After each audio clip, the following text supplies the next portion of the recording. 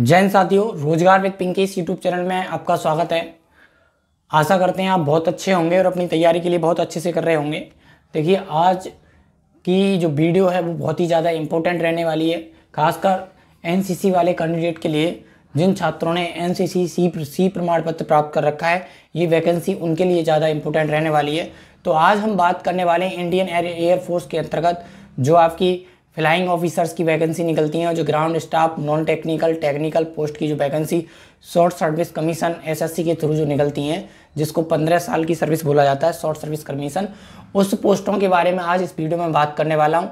Notification जारी हो चुका है, अप्लाई लिंक भी एक्टिवेट हो चुका है, तो आप बिना किसी देरी के जल्दी से जाएं। अगर इसके लिए एलिजिबल हैं तो आप इसके लिए अप्लाई करें। तो चलिए आज हम उसकी पूरी जानकारी हासिल करेंगे कि क्या लास्ट डेट रहने वाली है, कितनी एज रखी गई है, और अगर आपके पास एनसीसी है तो आप कैसे अप्लाई कर पाएंगे, अगर एनसीसी नहीं है तो क्या चार्ज लगने वाला है, कैसे आप अप्लाई कर पाएंगे। तो सारी चीज़ों के लिए वीडियो के अंत तक जरूर बने रहिए। वीडियो ज़्यादा लंबा ना करके मैं बहुत शॉर्ट में वीडियो बनाता हूँ और सारी जानकारी आपको शॉर्ट में देने की कोशिश करता हूँ, क्योंकि आपका भी समय ज़्यादा बर्बाद ना हो और हमारा भी। ठीक है, तो चलिए, पहले सभी छात्रों से रिक्वेस्ट है कि आपने जिसने भी अभी तक चैनल को सब्सक्राइब नहीं किया है तो चैनल को सब्सक्राइब जरूर कर लें, ताकि आपको भविष्य में सभी भी गवर्नमेंट जॉब की जानकारी और तैयारी समय समय पर हमारे चैनल के माध्यम से होती रहे, मिलती रहे। ठीक है, तो चलिए, जैसा कि आप देख पा रहे हैं, ये आपका एयरफोर्स AFCT 02/2024 रिक्रूटमेंट के बारे में। ठीक है, तो ये जो है इस साल का दूसरा नोटिफिकेशन है। इस साल में AFCT के जो है 2 बार नोटिफिकेशन आता है। तो पहला आपका पहले जारी हो चुका है, दिसंबर के आसपास जो जारी हुआ था, और अब ये जो है ये 2024 की लास्ट वाली भर्ती है AFCT की, CAT की। तो इसमें जो वैकेंसी होती है, सब ऑफिसर ग्रेड की वैकेंसी होती है। ठीक है, ये मैं आपको बता दूं कि इस वैकेंसी के थ्रू, इस सिलेक्शन प्रोसेस के थ्रू आप जब जाओगे एयरफोर्स ज्वाइन करोगे तो आप जो है एक ऑफिसर रैंक पर एयरफोर्स को ज्वाइन करोगे, ना कि किसी सिपाही या फिर कांस्टेबल के पद पर। ठीक है, तो इसकी सबसे पहले हम बात कर लें कि इसकी जो स्टार्टिंग डेट है वो क्या है। तो इसकी स्टार्टिंग डेट जो रखी गई थी वो रखी गई थी आपकी क्या, 30 मई। 30 मई से इसके फॉर्म स्टार्ट हो चुके हैं।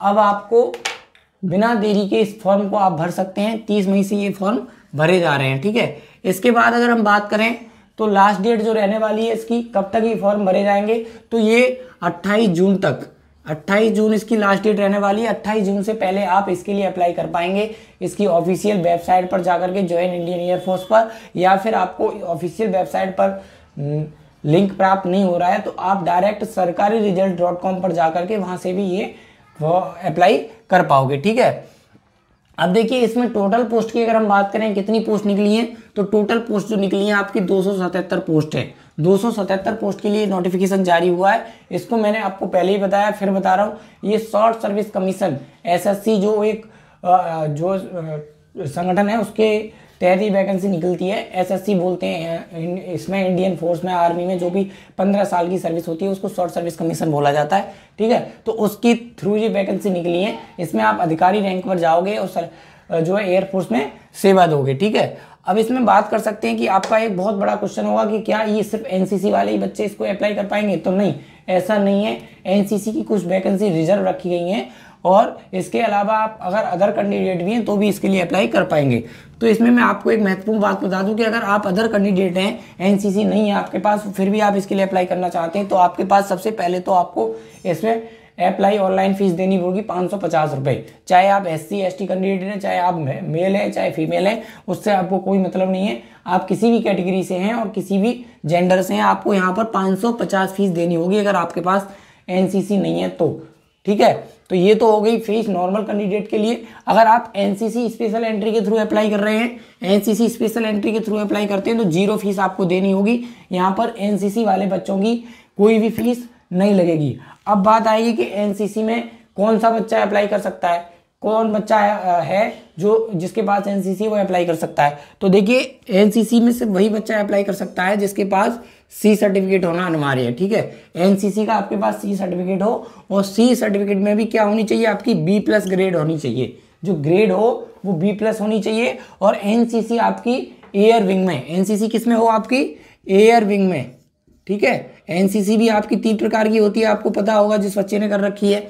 एक आपकी आर्मी और एक नेवी और एक एयर विंग में। तो एयर विंग में एनसीसी होनी चाहिए, तभी आप इसके लिए अप्लाई कर पाओगे। एयर विंग में सी सर्टिफिकेट आपके पास हो, बी ग्रेड में हो, और साथ में आपके पास नॉर्मल ग्रेजुएशन हो 50% से, बीए, बीएससी, बीकॉम, बीटेक, जो भी आपने डिग्री कर रखी हो ग्रेजुएशन लेवल की 50% नंबरों से हो, तब आपके इसके लिए अप्लाई कर पाएंगे। और जो बच्चे एनसीसी से अप्लाई करेंगे वो किस पोस्ट के लिए चुने जाएंगे? वो फ्लाइंग पोस्ट के लिए, पायलट के लिए, ठीक है, फ्लाइंग ऑफिसर के लिए उनका जो है चयन होगा। और सबसे महत्वपूर्ण बात यह है कि एनसीसी वाले बच्चों का यहाँ पर रिटन एग्जाम भी नहीं होता, डायरेक्ट आपको जो एसएसबी का इंटरव्यू होता है उसमें बैठना होता है, डायरेक्ट आपके इंटरव्यू बेस पर आपका सिलेक्शन यहाँ पर होगा। तो अगर आपने एयर विंग से एनसीसी का सी सर्टिफिकेट प्राप्त कर रखा है बी ग्रेड के साथ, और आपके पास ग्रेजुएशन है, और आपकी एज 20 से 24 साल के बीच में है, तो आप इसके लिए अप्लाई कर सकते हैं। ये तो होगी एनसीसी वाले बच्चों की बात। अगर आप नॉर्मल कैंडिडेट हैं तो आपके लिए बहुत सारे अलग अलग पोस्टों के हिसाब से, क्योंकि पोस्ट भी अलग अलग है, मैंने यहाँ पर आपको नहीं बताया, आप डिटेल नोटिफिकेशन पढ़ सकते हैं। मैं टेलीग्राम ज्वाइन कर लीजिए, टेलीग्राम में मैं सारे नोटिफिकेशन जो भी गवर्नमेंट जॉब निकलती है उसके नोटिफिकेशन शेयर करता रहता हूँ। तो वहाँ पर आपको हमारा ये नोटिफिकेशन मिल जाएगा, उसमें पूरी डिटेल इन्फॉर्मेशन आपको मिल जाएगी कि किस किस पोस्ट के लिए क्या क्या क्वालिफिकेशन मांगी गई, क्योंकि हर पोस्ट के लिए पोस्ट के हिसाब से अलग क्वालिफिकेशन रखी गई है। कहीं पर नॉर्मल जो है बीए बीएससी भी मांगा गया है, तो कहीं आपका बीटेक बीई मांगा गया है, और कहीं पे परसेंटेज का इशू है। इसलिए अलग अलग पोस्ट वाइज अलग अलग जो है क्वालिफिकेशन रखी गई है, क्योंकि पोस्ट भी इसमें कई प्रकार की हैं। एक तो फ्लाइंग की पोस्ट है, एक आपकी नॉन टेक्निकल, एक टेक्निकल पोस्ट, एक ग्राउंड स्टाफ की ड्यूटी, जनरल ड्यूटी पोस्ट है। तो इस प्रकार से अलग अलग पोस्टों की नोटिफिकेशन जारी हुआ है। तो मैंने आपको बता दी मेन चीज़ें, आपको मैं बता रहा हूँ। 550 रुपये फीस अगर आप नॉर्मल कैंडिडेट अप्लाई करते हैं, तो अगर आप एनसीसी के थ्रू अप्लाई कर रहे हैं तो आपकी कोई फीस नहीं लगेगी। आपको जो चीज़ें मैंने बताई हैं वो आपके पास होनी चाहिए, ठीक है। एज की हम बात करें तो आप अगर फ्लाइंग के लिए अप्लाई कर रहे हैं, फ्लाइंग के लिए, फ्लाइंग ऑफिसर के लिए, तो आपकी एज जो होनी चाहिए वो 20 से 24 के बीच में होनी चाहिए। और जो एज आपकी काउंट होगी वो 1 अगस्त 2024 को काउंट की जाएगी।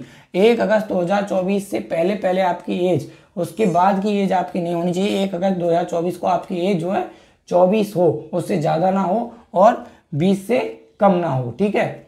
तो अगर आप ग्राउंड स्टाफ के लिए अप्लाई कर रहे हैं, नॉन टेक्निकल या टेक्निकल या ग्राउंड ड्यूटी के लिए, तो आपकी जो एज है वो 20 से 26 साल तक भी चल जाएगी, ठीक है।